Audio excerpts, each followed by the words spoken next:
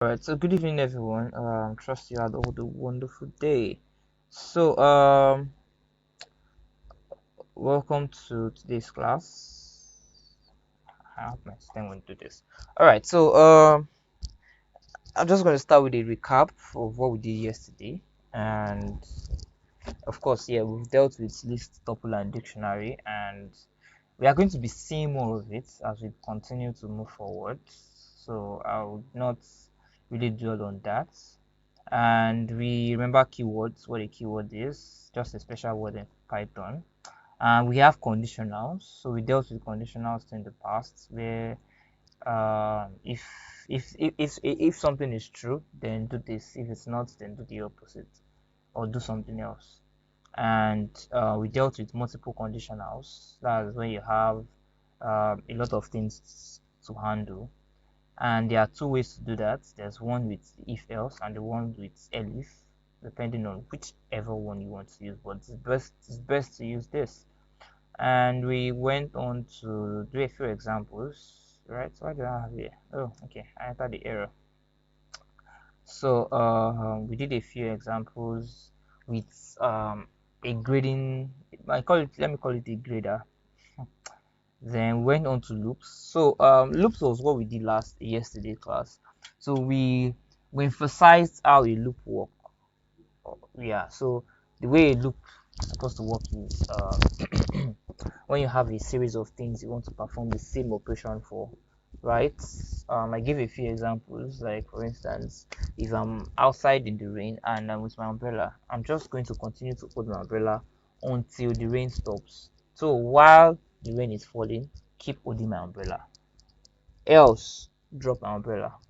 Now it could be I could have other conditions like, oh, while the rain is falling, hold my umbrella.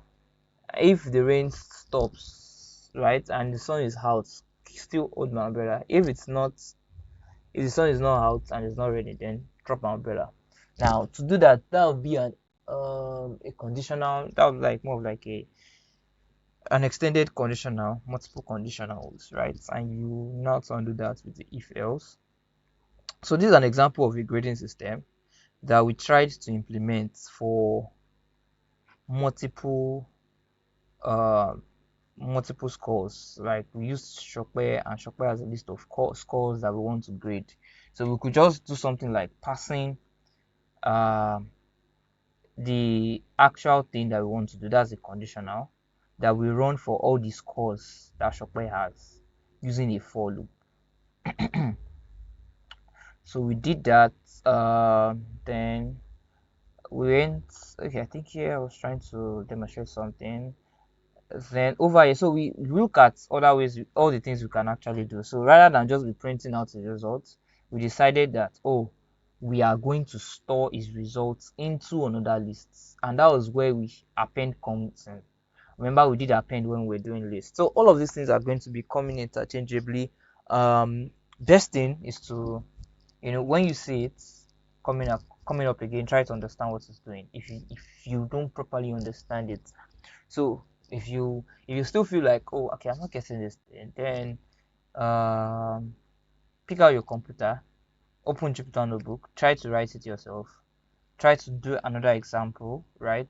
That way it helps to solidify your understanding of that particular subject. So doing that, so we did a few things here. We appended the results into Shopware results, so you can see the corresponding so you can see the score and you can see the grades. But then again, I've been thinking this is not a better implementation, right? A better implementation would be to store this into a dictionary where the score will be the key and the grade will be the value. So it's going to be like 34 as a value of key, 34 as a value of F, 32 as a value of F, 76 as a value of B, something of that sort, right? That's more of like improving on this, because you can never stop improving on the code.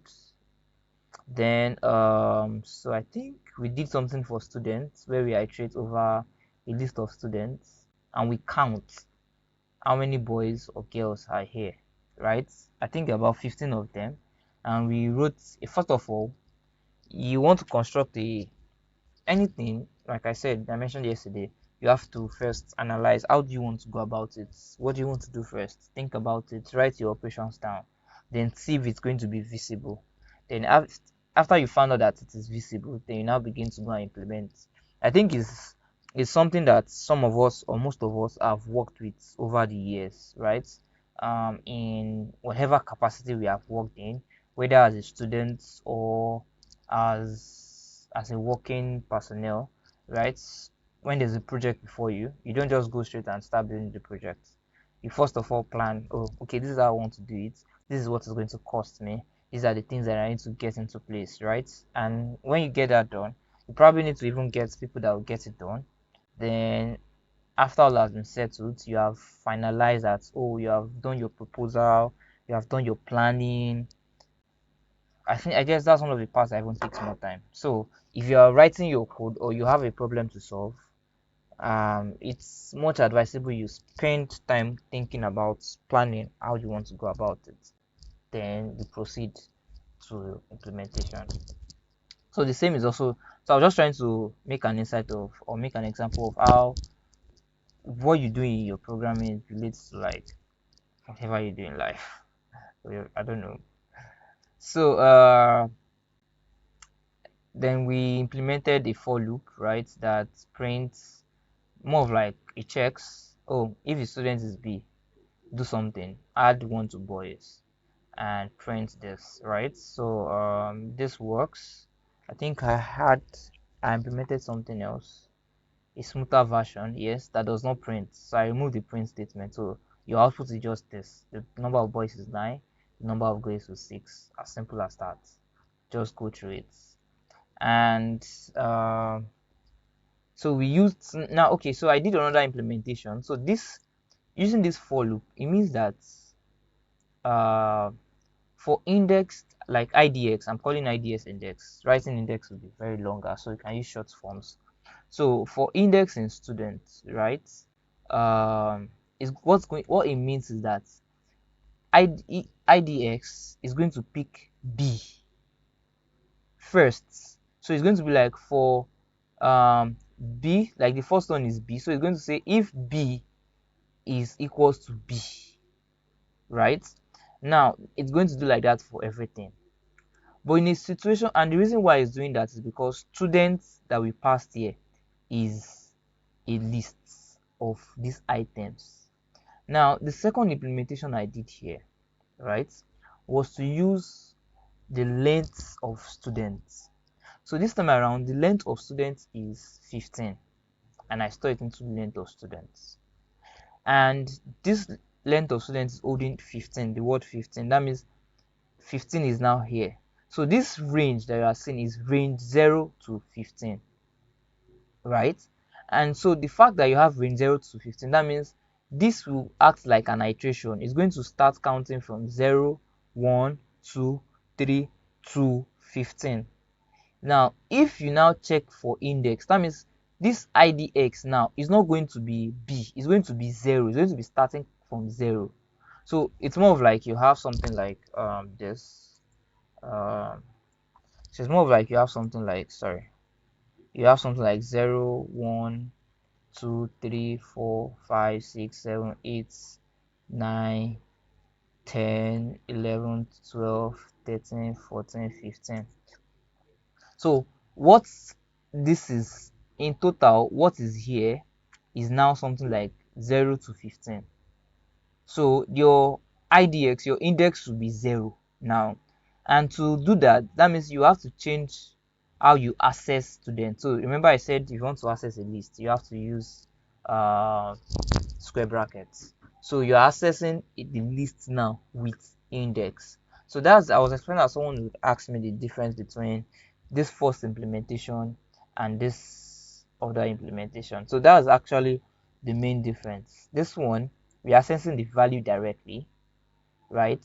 And with this other implementation, we are accessing the value of students with index. So that's just the difference between this implementation and the first one. So I think, yeah, so that concludes the for loop. Then I mentioned that there are two types of loops. So there's a for loop and there's a while loop. So the while loop in itself, um it takes a conditional. Like, so if a certain condition is true, keep doing this. If it's not, the minute that condition is true, stop.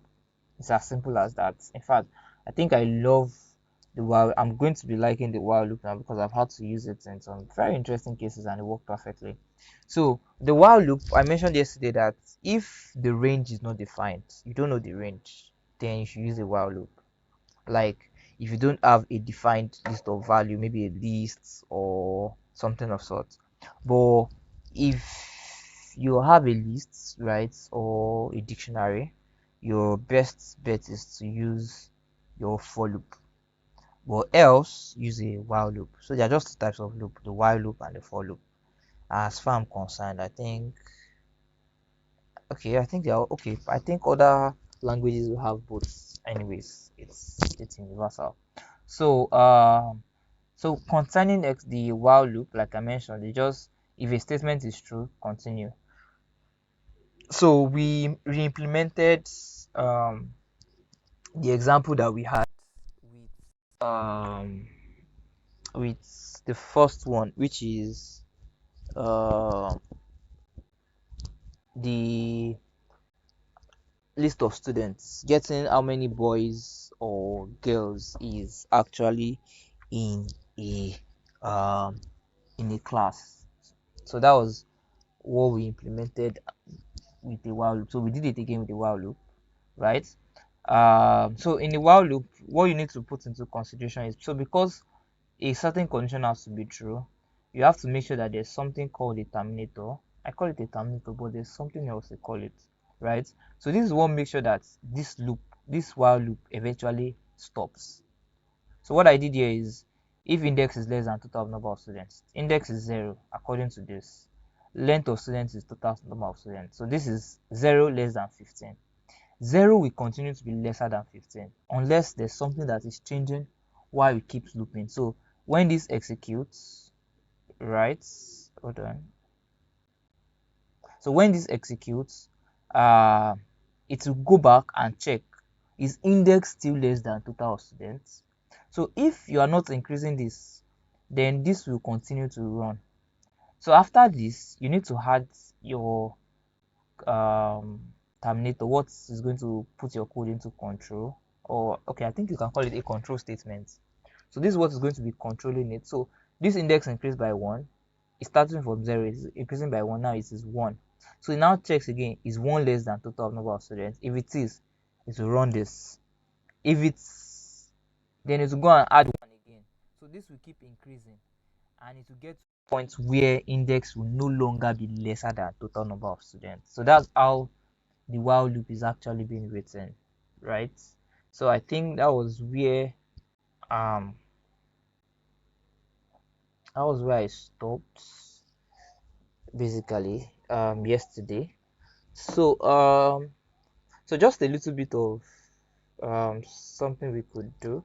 So the first, okay, I think we'll just find a way around it.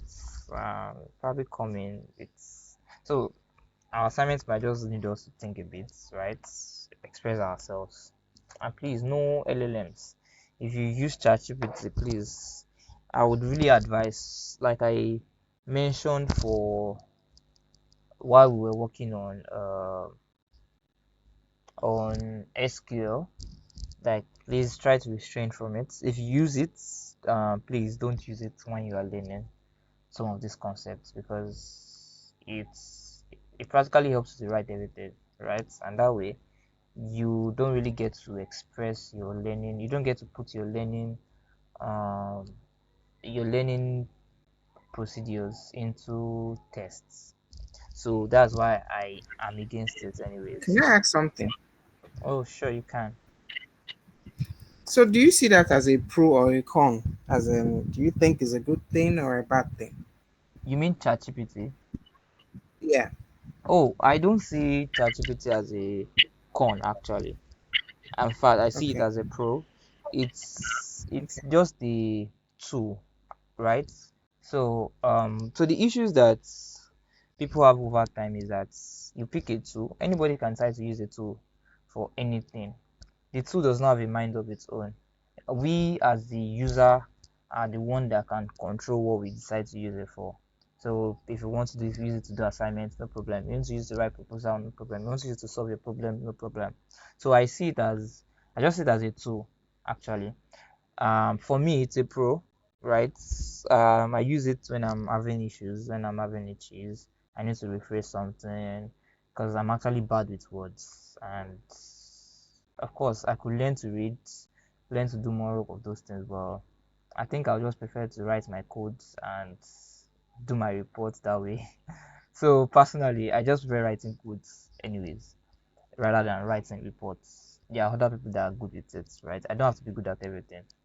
So that's the way I see it from my own point of view. So, but like I said, I don't advise it when you're just learning a new concept, especially if you want to understand that concept very well. If you have understanding to a level, then you can use it to, maybe when you're having some block quiz, you can't figure some things out. That's different. But it should not be your first go-to. It should be like your last way. So if you have issues, you should reach out to your peers, reach out to your you can reach out to me, reach out to anybody. If you are not getting any headway, then I think you can now go ahead to use it. So that's my view on that. Okay, so I think enough of talking. I'm still going to do a lot of talking. So today I'm going to move us from loops to something I want to say bigger. Um, um, so we are moving on to functions today, and we play everyone to just please follow me along. If you're getting lost, just please call me back. So before I start, because normally that's what I like to do. Before I start explaining what this is, I try to use a real world example. So So let's look at. I want to use something very realistic. Um, okay. So let's look at the process where normally in every house, okay, in most houses, everybody has a tank, a water system, right, that runs through. Now, there's this process of where when there's lights, you go to the pumping machine, you put it on, right? And you move away, you move to wherever you want to go to, and in a few minutes, in a moment, when the water tank is full, you go back to the washing machine, sorry, the pumping machine, and you off it. Now that's a process. That is something that you do. Now, what about a system when you now automate that oh, okay, when there's lights and my watering system, my tank is low, because it can be light and it is full. So when there's light and my watering system is low, automatically puts on the tank or put on the pump machine, and when it is full, automatically puts it off. So what you have done is you have removed the process of you going to do it manually. So let's assume that you are in your maybe bedroom or in the kitchen or somewhere in your house, and there's a remote button that take this remote button. You can just from anywhere in your house press the button and the tank goes up. Maybe there's an alert system. Oh, the water tank is low. The alert comes on, you press the button, it start pumping. When it is full, the alert tell you that, oh, maybe like a grain, oh, this isn't full. Oh. You press the button again, it stops. Now that's basically what a function looks like. So the function here is like you have take the process of you going to go and do it. Like you take that the whole process of you going out, coming back, going back to go and off it and on it. You have covered it and you have put it into a remote. So anytime you need to do it, all you have to do is just call the remote, bam, press it, and it works. When you are done, you call that remote again and it goes off. Now that's what a function looks like in Python. So you have packed it into like, oh, I want this thing to function all together. Now let me try to write some things that we can see. So let's assume that the simple one is like 2sum. So I have two numbers. I always have two numbers. Let me say 3 plus 5. 3 plus 5 is what? 8, right? I can do this over and over and over again. Like I could say 4 plus 6, 10. I could say 8 plus 3, 10, 11. Now what I'm doing here is I'm adding two numbers together. Now I can do it in a way that I know that I'm going to be adding only two numbers. All I want to do is put the two numbers and give me my result. Put the two numbers is not defined. I don't know it. Now what I can now do is I can decide that, oh, let me store it into a variable, right? So I could say a is equals to, remember that I've told us inputs. So when you use inputs, so first of all I want to put it in an integer. Oh, first of let me write inputs. So input is enter first number. Enter first number. That's my inputs. Then the second one is enter inputs.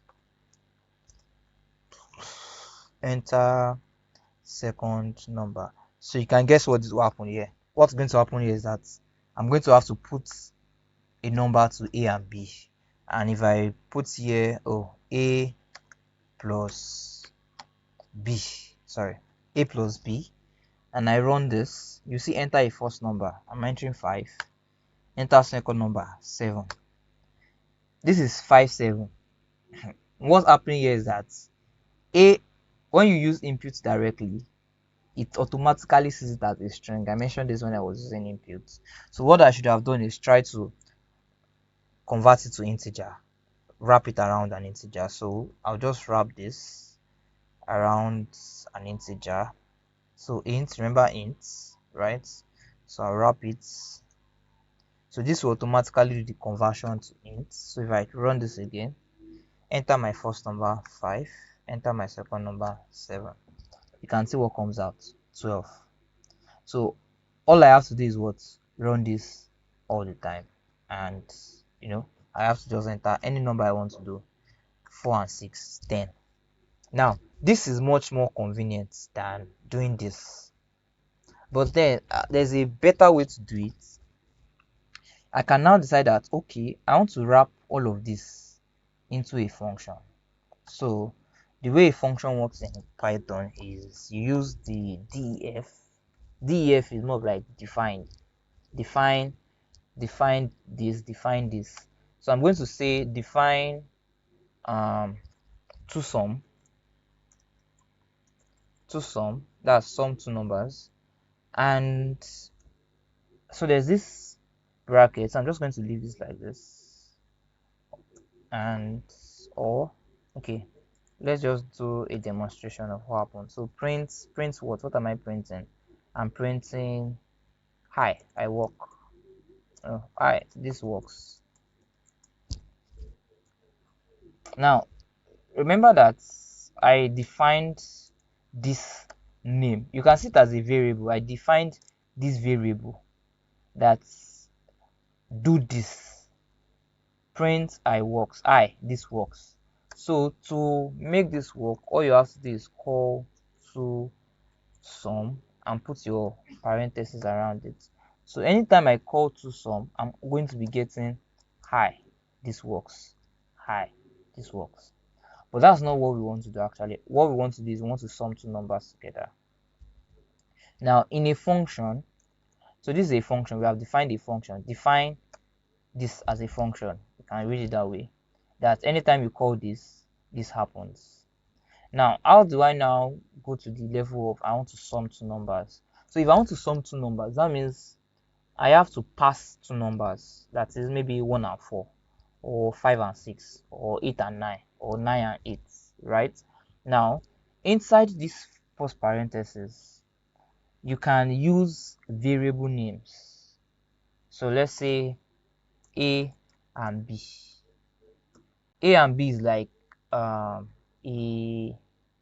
should I say like an order, like it's like a container. Yeah, let me put it that way. More of like a container. So you have A and B, and I can do anything I want with A and B. So I could say A plus B is equals to C.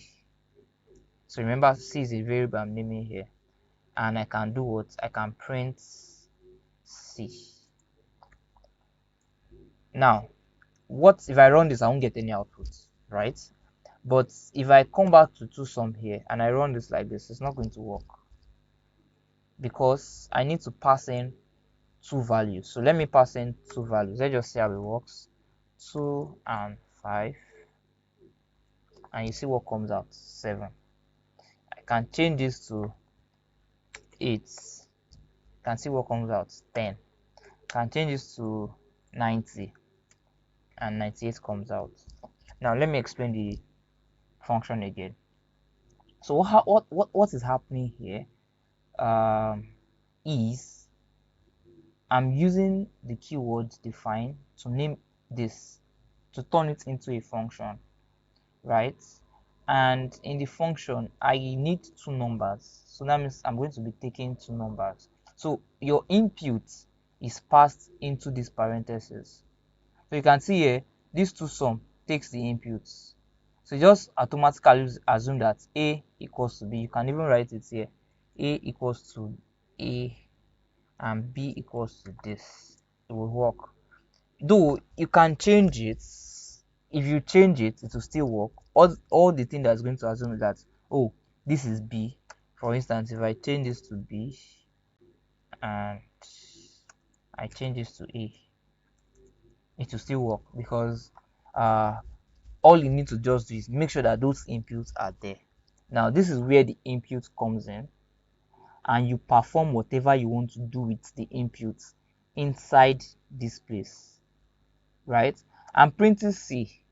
Best practice, I'm not supposed to even print C. What I'm supposed to do is return.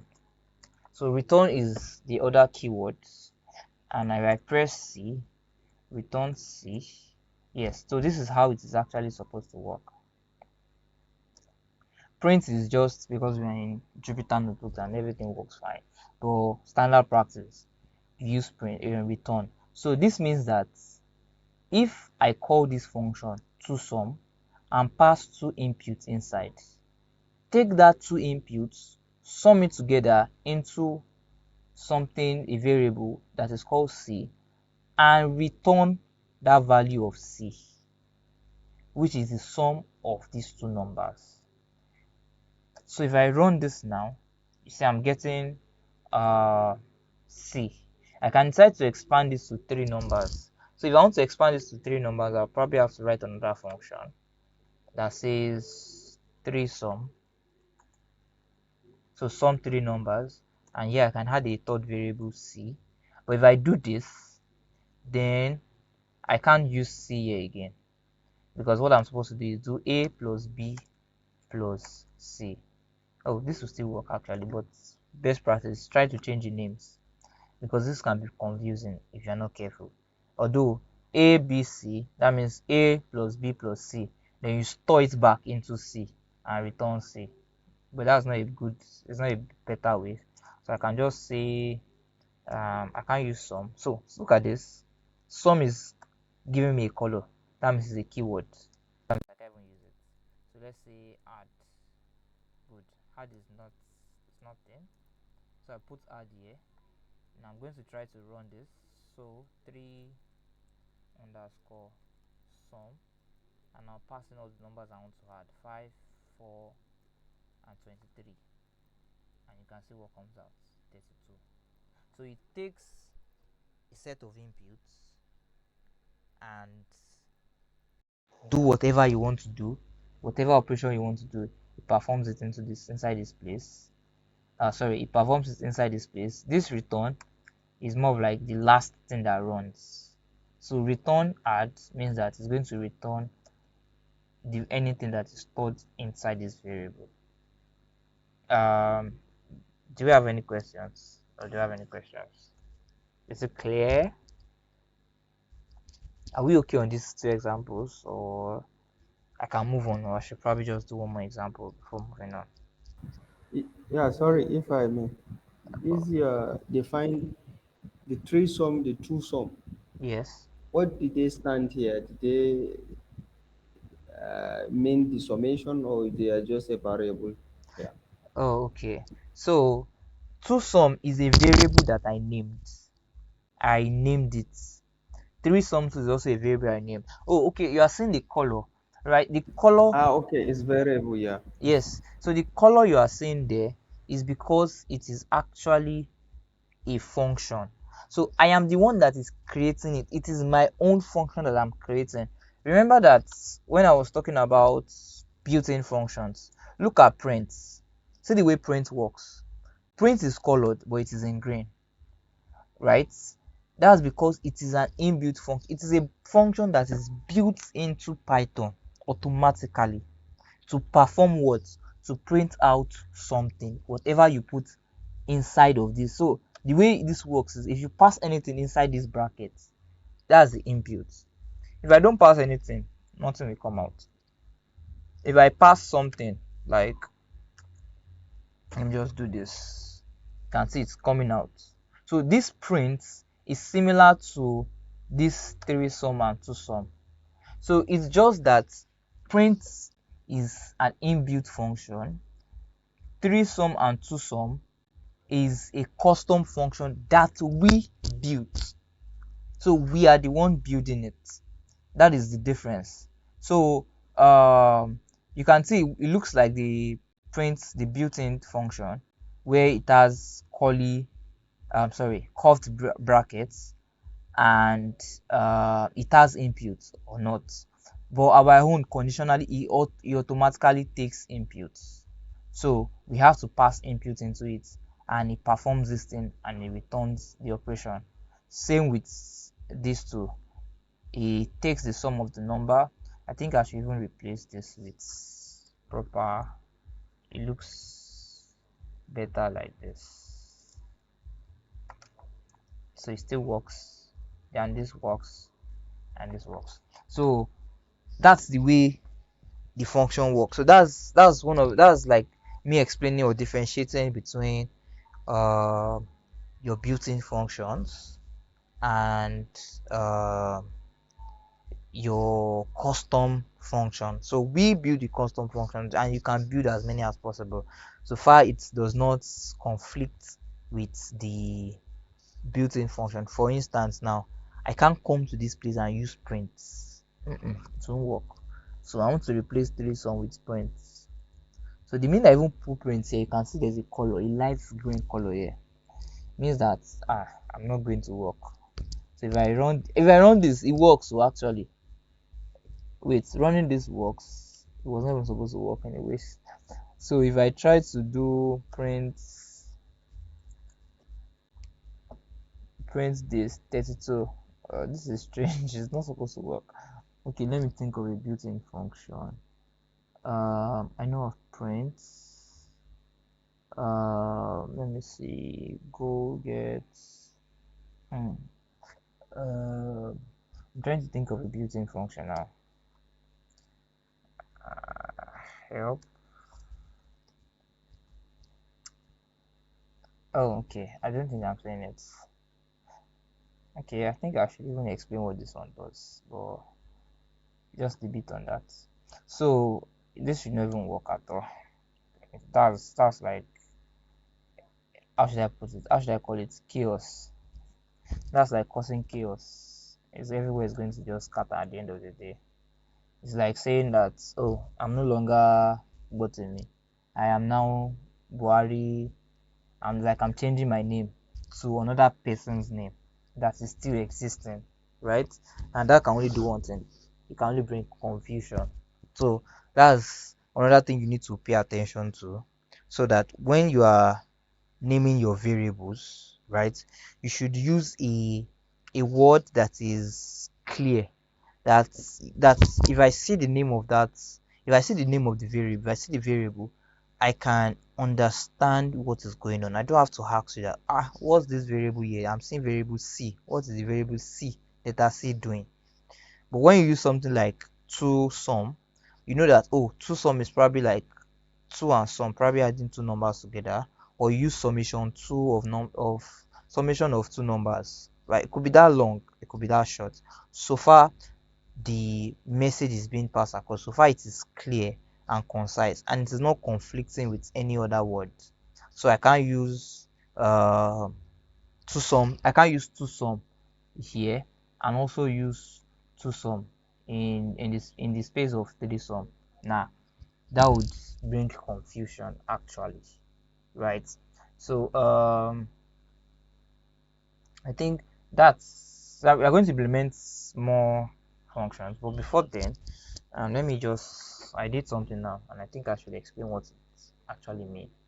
So in Jupyter Notebook or in Python generally, there's a way you can actually get help. I think get help. There's a way you can get help. So if you run help command and you just put, so exactly, this help is a built-in function. How do I think about it? So help is a built-in function, right? All you have to do is do it like this, and when you run this, you get this welcome. I'm currently using Python 3.10, and so it has a bit of things. So for instance, we were looking for keywords the other day. I could just do let me see, can I press keyword and bring out the list of keywords?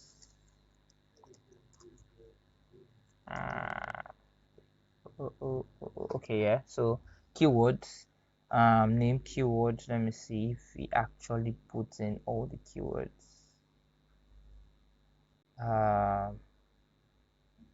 Okay, coming. Okay, it's not giving everything, but if you look closely here, you see that there's a dot here. It is like continuation. It has some other things, right? So I think that's just it. So but basically, when you're trying to get something, you need a particular help, you can use this. But although I'll still need to explain some other things very well before we can be able to use this properly, right?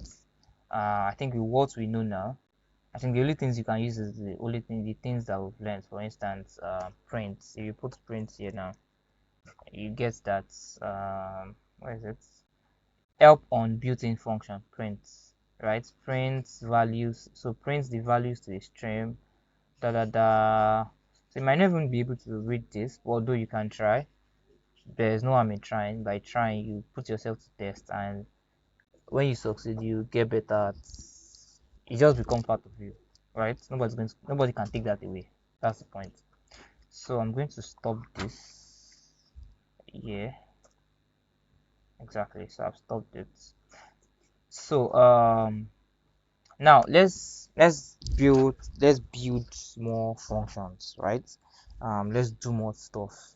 So now let's look at the example that we did here with a for loop where we had to store this. So when we were writing this for loop, we had to write this out because we use this if else statement. We use it here. We also use it in the other for loops. That's like 3 places, in fact more than 3. So why not we just put the if else statements into a function, right? Should I use, okay, we are using this, we are going to be using the greater example for our assignment, so I don't want to deal with that. So let's use this. I'm just going to take this, copy this, scroll down.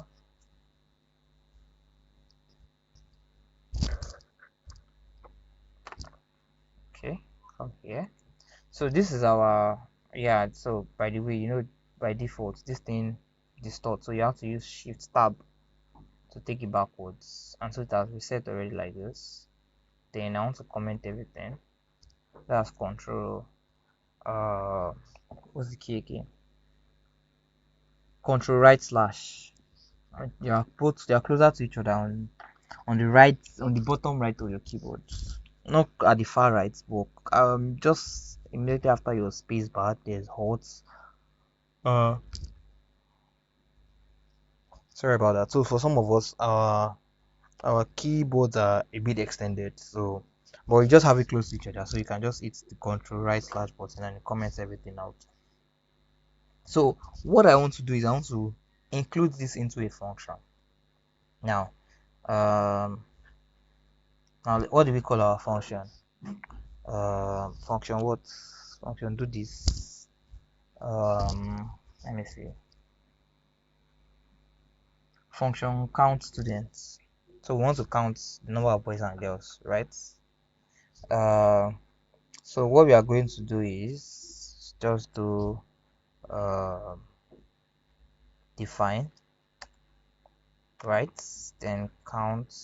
Okay, I don't think we want to count students. We actually want to detect, because this is actually detecting. This singular thing is just only detecting. Is it a boy or is it a girl? That's the only thing it's detecting. So we can say gender. Let me just put gender. Now, what do we want this to accept? Like what is our input?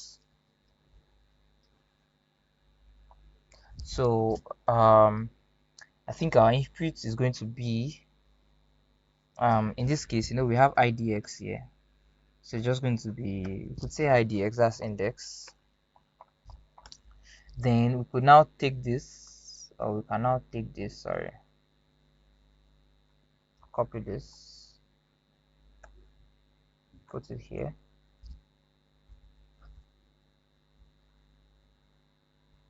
So I'm going to comment this and set this in order. So of course you can see if boys, so these ones are not correct, so I just shift tab, tab here, and it moves. Okay, I should tab this one too. Good. So what happens here is now gender, it checks the index of the, like when you call gender, you put in a particular value, and if that value is equals to B, then I think let's stick with print this is a boy. Of course I said you can't use boy, you can actually use print actually, and if it is not equals to a boy, check if it is a girl.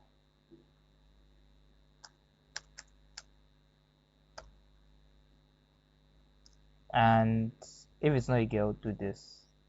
So I'll just have to run this. So now if to test that this works, all you have to do is pass gender and your string.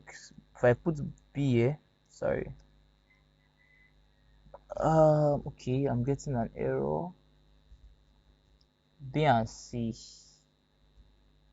B and what?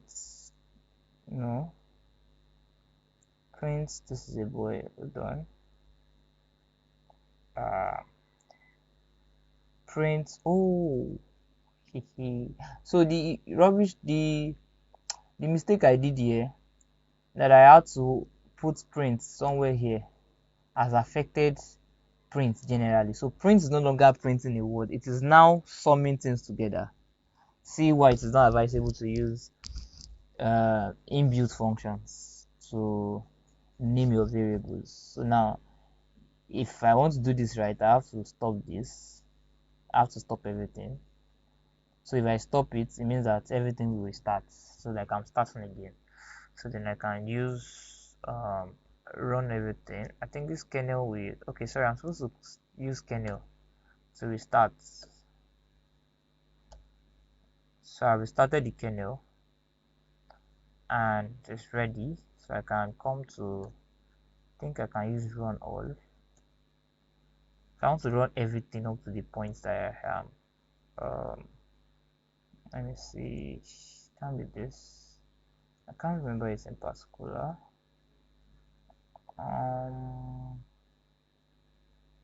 Better still should be this. Okay.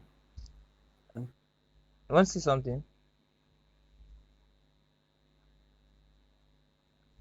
All right, so this is restart No, and it's fine. It's fine. okay. Okay. Yeah. Inside can, yeah, kernel, you still have restart and run all. Yes, I Yeah, like was this hoping one. that. Yeah. So in, I think in Colab there's just a button that runs all, right? So I'm just going to do this. I think there will still be some errors in between. So I believe so it's going to run from the beginning, actually, from the beginning of the notebook, which I think has a lot of errors, actually. Exactly. So there's an error here. Just basically, I can just come back here. Since I've started it all over, I can just go back to functions and start from here. So shift enter, shift enter, shift enter. Do I have to run this? Then okay, two sum works, three sum works, print works now. Stop this. I don't want to run this. Then back to gender. So now, yes, so this works now. So that means anytime I call gender and I put B, it puts that this is a boy. And anytime I put G, it puts that this is a girl. So we have put that whole process into a single function. That, oh, anytime I call this, oh, just check, is this thing, is this person a boy, is this person a girl? So all you need to do is run this. Now we could expand this, right? Expand it in a way that our input to no longer be index. Maybe our input to actually even be a list of items. So I could have to rename this, copy this, come down here. So like this one will now be like count, gender counts. Remember that's what we did initially. So we want to count through the type of students that are in a list. For instance, if you remember the student list that we had here, let me just copy this, bring it down. The student list that we had here, right? So I can put students down just to see that it works.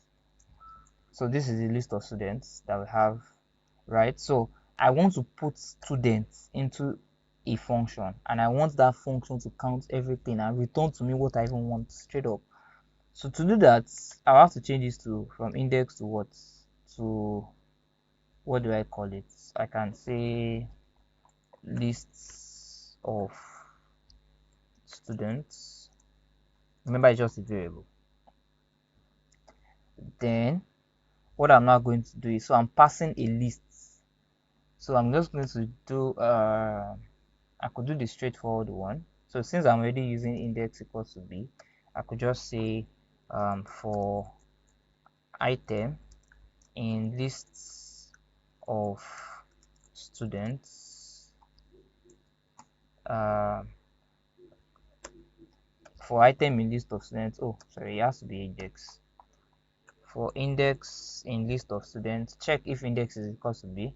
Now in this case, I remember that I have to put boys, let me just call it b equals to 0. Sorry, that's not 0, that's O. And G equals to 0. So I'm setting everything to 0. And now I want to count B. Okay, so what I want to do next now is, remember the initial way to do this is B plus B, B equals to B plus 1.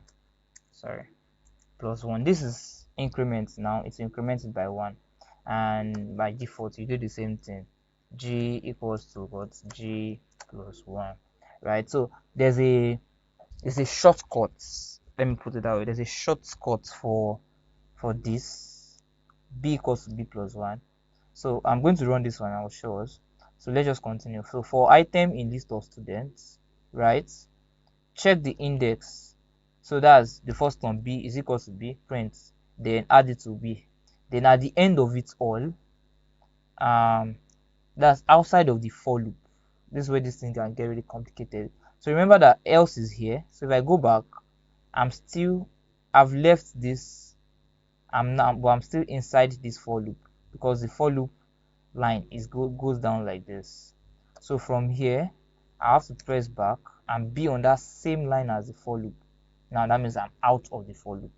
I can now do what I want to do. So let's say return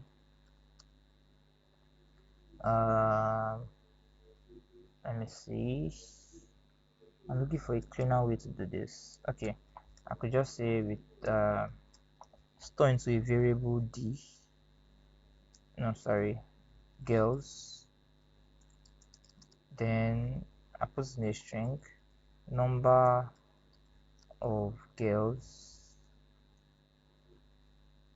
is then plus the number of g, that's g, then boys will be number of boys is plus b. Then I can now return these two things. So return girls and comma boys. Alright, this is a lot. So what we did here in the first place, we initialize b and g to 0 because they are going to be the one that will hold the number of counts. So if this works, then it will update these boys until it has gone through all the list of students.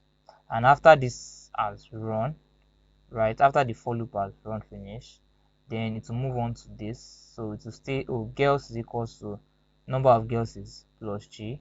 So the way this will come out is g will be an integer, yes, an integer, and it will add it to this. Same with the boys, it will add it to this, then you return this. So if I call gender count now,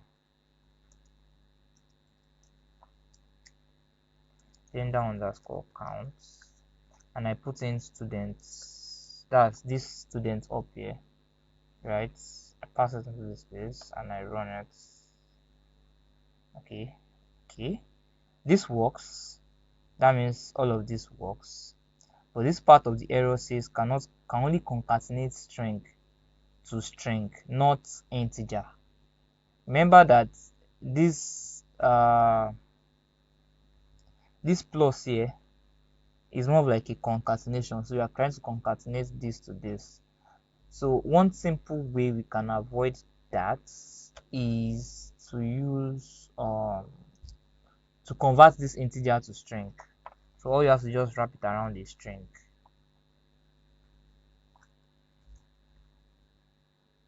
And it converts it to string. So you convert integer to string, and you can use the same way to convert string to integer, provided that string is a number. So if I run this now, do I actually get an error? No, I'm not getting any error. So you can see here the number of girls is 6, the number of boys is 9. So all this input is really useless to us actually, so we can delete it.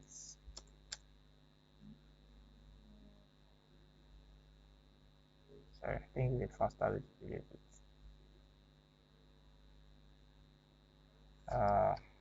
Sorry, my system is, I don't know why it hangs these days. Okay, yeah, so you can see now the output is much more cleaner. Good. So I mentioned I wanted to show us a shortcut to do this instead. This b equals to b plus 1. So the other way to do it is to do it like this. Hold on. Do it like b plus equals to 1. So these two things means the same thing. So just to in a bit explain what this b plus equals to 1 means. It means that take the current value of b, add it to 1, and store it back into b. I don't know if anybody understood that. So the fact that I'm putting plus in front, normally you would have said logically it should be something like this. So like take the value of 1 and sum it into this, but well, this is the way it was defined, that you take the value of b, add it into what 1, and store it back into b. So these both have the same implementation. So I'm going to comment this out. I would leave this here. I don't like this comment. Sorry, let me put it here myself. So I will leave it here and leave this one the way it is and run this. You see, we are still getting the same output, right? Okay, so I think I can even demonstrate it here. So let me say for let me have v equals to 0. Then I can say for I in range 0 to 5, right? V equals to v plus 1. So I should print v.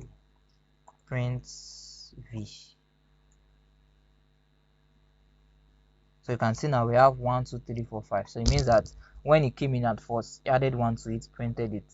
Now if I change this to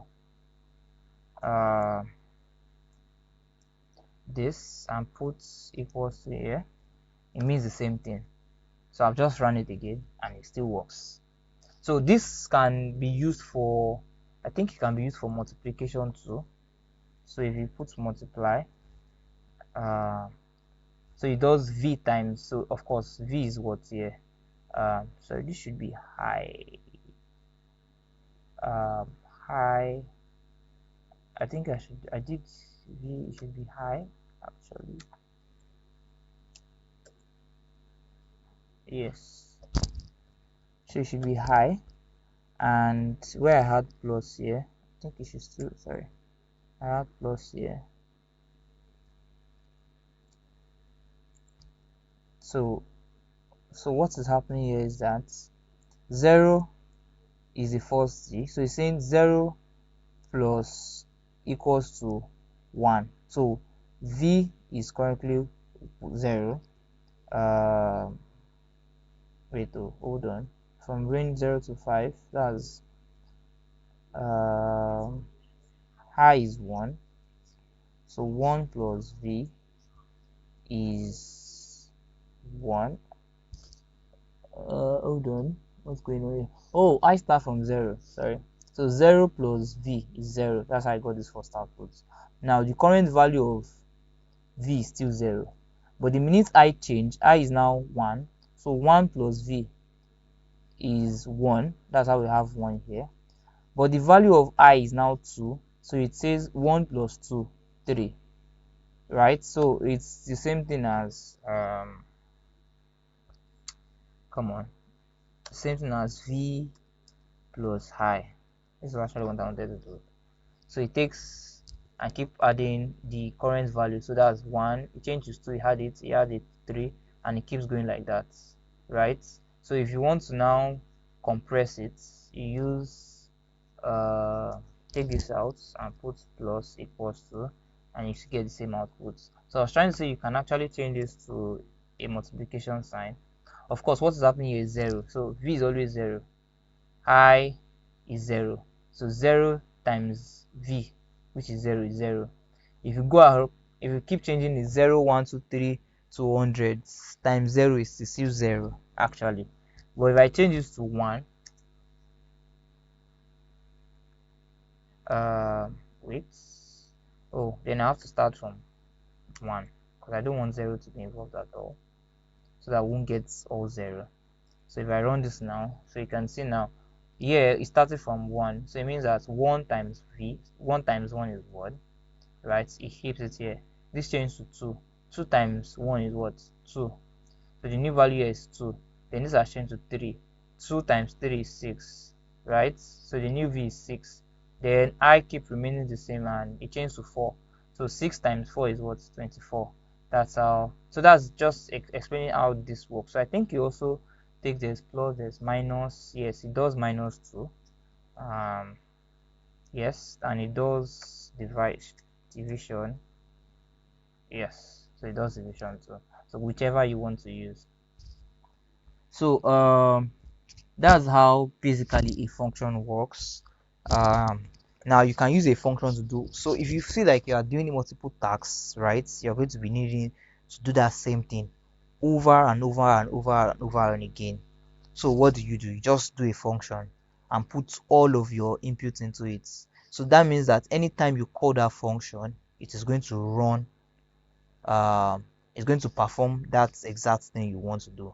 So it's similar to for loop. For loop is you have a thing you want to do multiple times, right? You put it in a particular range. But with a function is like, oh, there's this task that I'm going to be doing. I want you are bringing multiple tasks together and assigning them into a single function. That if I call this function, for instance, now look at I don't know, this is an example that comes to mind currently. So imagine that I got a bouncer, right? So the reason why I got a bouncer, I'm very popular, and it's because I don't want people all around me, just want to protect myself. So normally, if I was with my friends will have to be the ones to do the job and take everybody out. But then I decided to use a bouncer. So when the bouncer comes, his job is to clear everybody out. That's his job. So I've put all of the tasks of my friends that normally they'll be the ones to push everybody away. I've okay, sorry, can you guys hear me?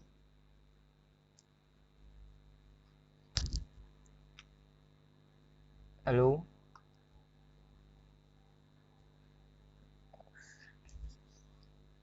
Hello? I think my network just went off. Yes, I can hear you. I can hear you from my side, loud and clear. Oh, okay, that's good. All right, so basically, I was just trying to emphasize the how a function work. So you might not get to work with it, like I mentioned. Um, I recently just completed an analysis that is going on, and I used Python. So I had a lot of functions. In fact, I would say that that's the highest I've written in a analysis notebook. So it was for a notebook. The task was to analyze a number of. I had I think about 12 files that I had to merge together, right, and analyze them differently. So I had to use function. Of course, what do you say? Just take it to Excel or take it to Power BI, right? But I tell you the truth that there are some analysis that if you're going to do it with Power BI, you're going to go through a lot more stress than when you are doing it with Python. So that's the truth. So it's just best to understand the job of the analysis and check, oh, what tool am I going to need. So if you see that, oh, I can use Power BI. I think there was another one I did.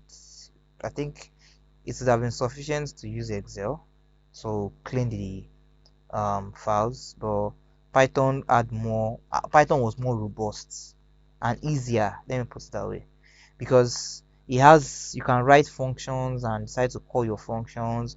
You don't want to be writing functions in Excel, although it's possible, but it's going to be very, very more complicated, right, stuff to do.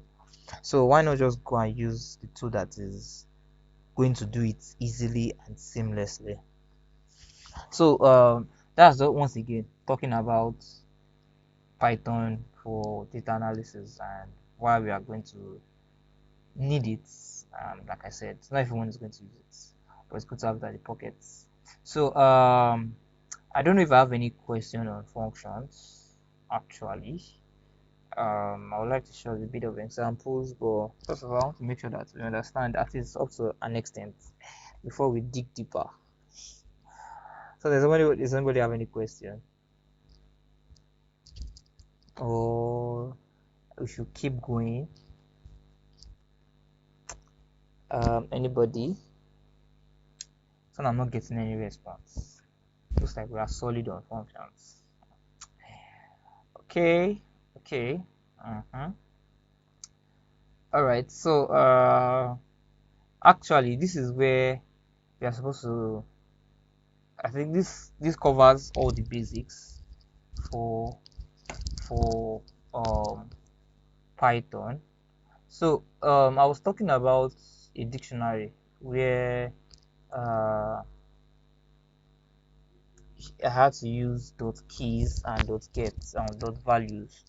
right? There are other functions that you can use with the dictionary. For instance, if you come to help and you put into help, you put dict and you press enter, sorry, not enter, shift enter. So you are going to see all the things that you can use. So these methods here are like functions, right? And so if you come, I think keys, look at this is keys here. This was the keys I used, dictionary.keys, and open parenthesis and close parenthesis. It gives you all the keys, right? I think I used values too. That should be V. Yeah, this is it. D.values. It gives you your values, right? So there's other ones. There's updates. D.update, that dictionary.update. There's other things like items. Items you give you all the keys and values. There's .get, there's .copy, .get clear. These are things that you can now begin to relate with, having understood how functions work. Although we will not be going deeper than that, because I think that's sufficient for us to do our analysis in Python, right? So let me see. Yeah, so that's more about checking about dictionary. So what I did was just put the word here and put help and put the dictionary into it. So it gives me an understanding of what the dictionary is. I can do that with lists. I can do that with tuple. Help and lists. So you can see it here. So it gives you all the things that is possible with lists. Although personally I don't even know everything, right? I only know the one I need to use, and if there's any new thing I need to implement, I can always come to check and see if it's available. And the same thing also you can do with a tuple. What's going on? Okay, so you can do with a tuple. So it gives you all the arguments, all the things that you need. So that's basically how it works. That's how simple a function is. I think if I'm going to be giving us an assignment on this, okay, we'll get the details in the notebook. I'll just share the notebook, but it's going to be around this grading system, right? So probably implement this with a function, or implement this into a function. Then we'll probably need to, I'll probably give another example with a for loop. So you'll be given a list and you'll be told to write a for loop to iterate to that list. Then I'll also be given a while loop, like do some other write a while loop to do just something particular anyways. So that's more like what the assignment is going to look like. So that's what I'm just planning and seeing that we can do. Okay, so I think we have dealt with functions, we have dealt with list, we dealt with tuple. So normally I think we can just say a bit. I think I still have like 6 more minutes, so I could just talk about some other things that we're going to need. So for Python, data analysis in Python, there are some few tools that we are going to be needing. Already it's in Python. If you're using Anaconda already, you already have it. So